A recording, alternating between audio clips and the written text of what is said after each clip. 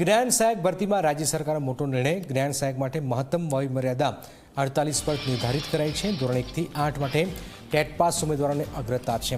જિલ્લાવાર merit કમ પ્રેફરન્સના આધારે પસંદગી થશે। નવી ભરતીમાં હવે પ્રતીક્ષા યાદી તૈયાર કરવાની જોગવાઈ છે। નિયમિત શિક્ષકની નિમણૂક કે બદલી થતાં જ જ્ઞાન સહાયકની સેવા આપોઆપ સમાપ્ત થશે। શિક્ષણ વિભાગ દ્વારા નવી માર્ગદર્શિકા જાહેર। શાળા વ્યવસ્થાપન સમિતિ દ્વારા નિમણૂક પ્રક્રિયાઓ હાથ ધરાશે। હિતલ અમારી સાથે જોડે છે। હિતલ, શું જાણકારી હાલમાં સામે આવી રહી છે? એક વય મર્યાદા વધારાઈ છે, સરકારે શું મોટો નિર્ણય કર્યો છે આમાં?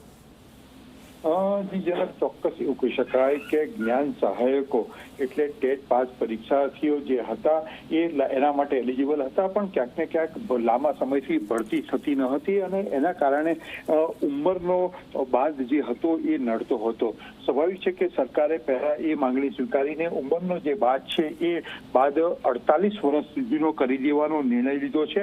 એટલે આ એક મોટી વાત સરકાર દ્વારા કરવામાં આવી છે। એ સિવાય સામાન્ય રીતે જોવા જઈએ તો પ્રતીક્ષા યાદી એટલે કે વેઇટિંગ લિસ્ટ બનતું ન હતું, પણ આ વખતે સરકારે વેઇટિંગ લિસ્ટ બનાવવાનો પણ નિર્ણય લીધો છે। એટલે એ પણ એક મોટી ઘટના છે।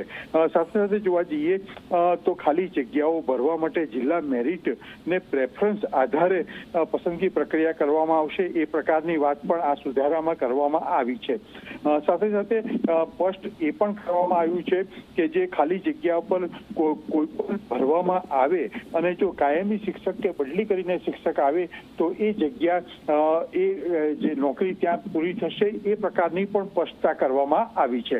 એટલે ક્યાંક ને ક્યાંક જે વિદ્યાર્થીઓ ટેટ પાસ છે એ વિદ્યાર્થીઓની જે આંદોલન કે માગણીઓ હતી એ મોટાભાગની આંદોલનની માગણીઓ સ્વીકારવામાં કરીને આ સુધારો કરાયો છે। જી બિલકુલ, આભાર હિતલ। તો એક મોટી જાણકારી હિતલ હાલમાં આપી રહ્યા છે જ્ઞાન સહાયક મામલે।